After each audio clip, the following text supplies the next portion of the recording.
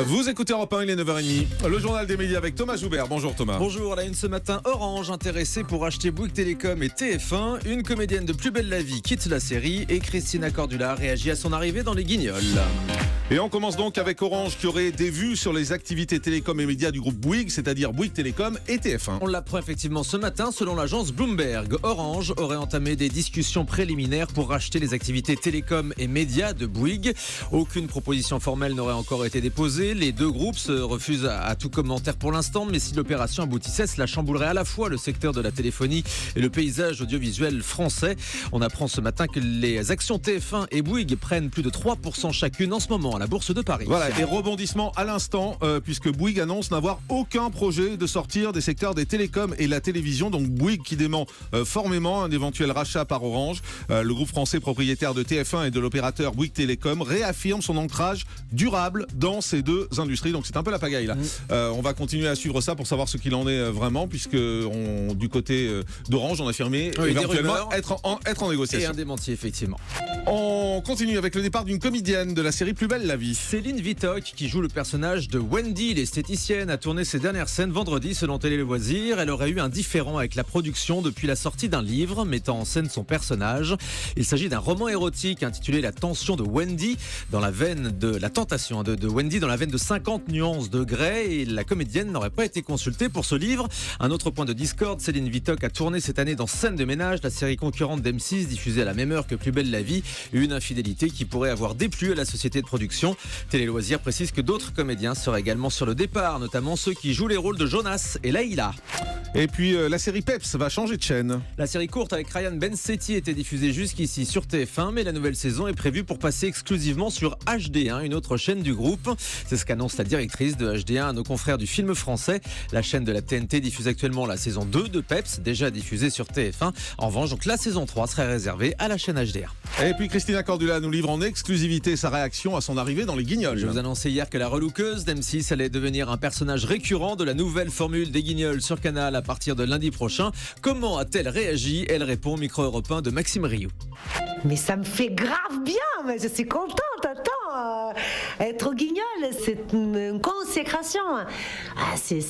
Attends, mais j'étais super contente quand même. Ça veut dire que les gens m'aiment bien. Ça me fait très plaisir. Oui, il va y avoir des vannes, mais ça me dérange pas. Parce que s'ils m'ont mis dans les Guignols, c'est parce que je fais quand même partie de la société. Et en tant que Brésilienne, c'est super. Puis bon, qu'est-ce qu'ils vont me vanner? C'est peut-être mon accent. Parce que je suis pas une personne susceptible d'avoir des mauvaises vannes. Je suis pas une politique, je suis pas... Voilà. Peut-être ils vont faire la caricature de moi-même, les créoles et tout ça, mon accent, ma chérie, c'est pas possible, mais bon... C'est plutôt... Moi, je prends ça plutôt gentil. Ça me fait rire. TF1 va diffuser le tirage au sort de l'Euro 2016 de foot. Un tirage au sort retransmis en direct samedi à partir de 18h du Palais des Congrès à Paris. La présentation retrouvera Christian Jean-Pierre et l'ancien footballeur Vicente Lizarazu. Il sera chargé de tirer les équipes au sort. L'Euro 2016 aura lieu en France entre le 10 juin et le 10 juillet prochain.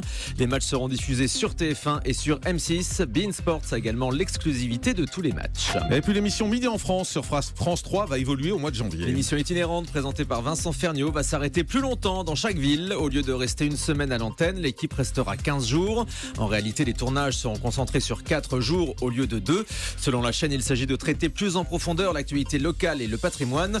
Selon moi, c'est aussi un moyen pour faire des économies. Voilà. Et selon moi aussi. France 3 recrute encore une star de TF1 pour ses téléfilms. Le héros de Profilage, Philippe Bas, va faire une infidélité à la une pour tourner dans un prochain épisode de la collection des meurtres. Il tournera dans Meurtre à la Ciotat. Le comédien ne jouera pas un policier cette fois, mais un journaliste. Le tournage commence après-demain jusqu'au 23 décembre avant de reprendre le tournage de nouveaux épisodes de Profilage en janvier. Et puis un clash improbable entre Mimi Mati et le rappeur Booba. Dans une des chansons de son dernier album, le rappeur évoque Mimi Mati dans des termes peu flatteurs, on va rester poli. La comédienne a pris connaissance des paroles et elle n'hésite pas à répondre à Booba dans les colonnes de Télépoche cette semaine. S'il parle de moi, ça prouve au moins qu'il sait que j'existe. Elle ajoute, si ça se trouve, il regarde Joséphine en pleurant devant son poste. Oh, Booba devant Joséphine. On fait une photo. On termine avec le chiffre du jour. 4. 400 000 €, la somme que réclame Franck Ribéry au magazine Closer. Le footballeur attaque le magazine People pour préjudice gravissime à son image et à sa dignité. La semaine dernière, Closer avait évoqué une nouvelle affaire de prostitution, mais selon son avocat, Franck Ribéry n'a été entendu que comme témoin dans cette affaire.